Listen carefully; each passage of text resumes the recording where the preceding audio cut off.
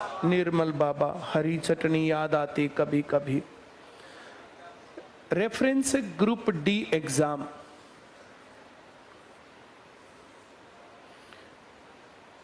सभी चीजें सही नहीं चल रही हैं।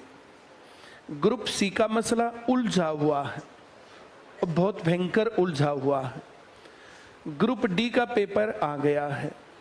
अब ग्रुप डी के पेपर में भी 5 अंक सबको मिलेंगे, कभी दूसरों को मिलेंगे, कभी दोनों उसमें मिलेंगे, कभी सिर्फ सी में ले लो, चाहे डी में ले लो, अब चाहे कोई से एक में ले लो, कभी दोनों में ले लो।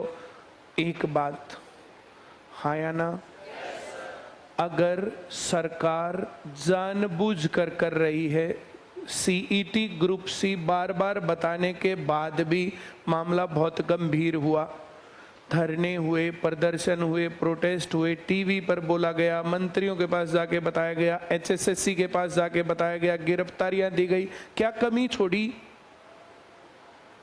लेकिन उसके बावजूद भी मामला वहीं फंस गया जो हम नहीं चाहते थे। क्या कसर छोड़ी किसी भी प्रयास में? अब ग्रुप डी के अंदर जो गड़बड़ फील हो रही है वो ये फील हो रही है, जब जब आज तक होम डिस्ट्रिक्ट आई है,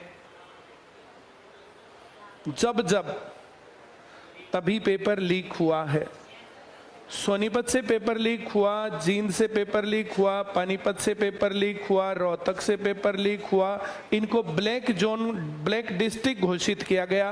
पुराने अनुभवों को छोड़ करके फिर से यहाँ पर कार्रवाई कर रहे हैं। क्यों? पेपर लीक हो जाए। मैं ये चाहता हूं कि पेपर लीक ना हो, कोई भी इसके अंदर करप्शन ना हो, ईमानदारी से भर्ती पूरी हो जाए और कम से कम ग्रुप डी की तो नौकरी मिले, बेरोजगारी का ठप्पा तो हटे सर से। या ये भी भर्ती लटकी रहनी चाहिए। इसलिए मैंने ट्विटर पर लिखा था कि ये मामला गड़बड़ है। और जब जब होम डिस्ट्रिक्ट आई है और जब तक ये जो कुछ डिस्ट्रिक्ट्स जिनको ब्लैक जोन घोषित किया गया था कि यहाँ पर सेंटर नहीं देंगे, सेंटर दे दिए गए। क्या काम करने के लिए? पेपर लीक हो जाएगा, फिर प्रोटेस्ट होंगे, फिर ये कैंसिल हो जाएगा, फिर ये सब ड्रामा चलेगा, भर्ती ये भी लटक जाएगी। लटकने के बाद क्या फायदा बताओ? मार के बाद क्या पुकार? पुकार तो पहले करें तब फायदा है ना, हाँ या ना? सुबह में फेसबुक देख रहा था, एक लड़की ने फोन मिलाया 1090 महिला हेल्पलाइन नंबर। उसने बताया कि मैं बाजार में जा रही हूं, एक लड़का मेरी तरफ एसिड लेके आ रहा है और मुझे लग रहा है कि वो मेरे ऊपर फेंकेगा। तो उन्होंने क्या कहा कि अपना फोन मत काटना, हमसे बात करती रहना, उससे गैप बनाए रखना, भीड़ के एरिया में चलती जाना, बिल्कुल अकेले मत रहना।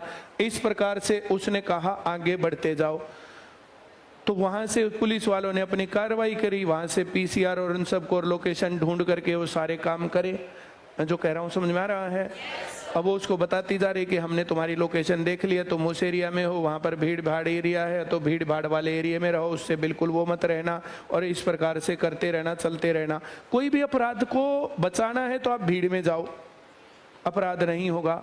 अगर ऐसे सुनसान और एकांत जगह जाओगे तो फिर वो मामला बनेगा। तो उसने क्या कहा कि फोन मत काटना, अकेले में मत जाना, सावधान रहना। और वो करते करते आगे पहुंचते हैं, तब तक पीसीआर इधर इधर इधर से आकर के उसको पकड़ लेती है। मैं जो कह रहा हूं समझ में आ रहा है? उसने एसिड डाले जाने से पहले कोशिश की तो फायदा हुआ, एसिड डाले जाने के बाद वो कितनी रो लेती, क्या फायदा? हाँ या ना? और मेरा दादा जो ना अक्सर एक लाइन बोलता था, पहले कम जो है आती थी समझ में, पर कम आती थी समझ में, अब ज्यादा आती है। बोला बाबू मैं लूट ली और फिर उसके बाद इतनी भाजी इतनी भाजी इतनी भाजी। बोला फिर के फायदा हुआ भाजन का? लूटने से पहले भागती तो कोई फायदा था? हाँ या ना? मैंने जो कहा समझ में आया? तो ये सब चीजें बाद में करने का क्या फायदा, पहले करने का फायदा है ना। कुछ लोग क्या बोल रहे हैं, बोला जब दूर दे तब दिक्कत, होम डिस्ट्रिक्ट दे तब दिक्कत। वो दूर देना जरूरी है। तुम लोग सोनीपत का पानीपत दो, पानीपत का करनाल दो, करनाल का पानीपत दे दो, या सोनीपत का इधर उधर आपस में एक दूसरे को एक्सचेंज करके क्यों नहीं देते? और ड्यूटीज को एक्सचेंज करके क्यों नहीं देते? जिस इंस्टीट्यूशन में है उसमें सफाई कर्मचारी भी उसका नहीं होना चाहिए पेपर के दौरान। जहां पर एग्जाम है वहां पर उस इंस्टीट्यूशन का कोई भी आदमी एंटर ही नहीं करना चाहिए, अलाउड ही नहीं होना चाहिए।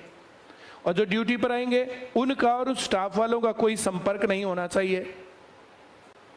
पुलिस बाहर अलर्ट रहनी चाहिए कि बाहर अंदर जाना आना बिल्कुल नहीं होना चाहिए।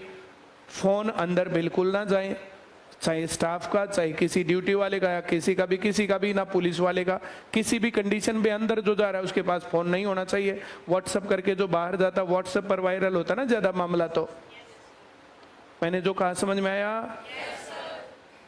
और जो लोग ड्यूटी पर होते हैं उनको अक्सर पेपर नहीं आते हैं करवाने, तो वो टेंशन खत्म हो जाती है लगभग। लेकिन चाहत तो वैसी हो, इसलिए मैंने एक ग्रुप में बाकी जगहों पर इस प्रकार से लिखा और बहुत सारे लोगों के ये कमेंट आए।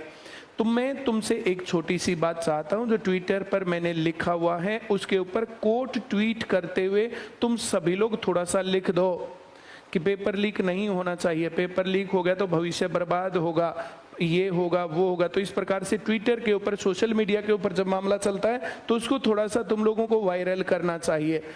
परिमल कुमार @2016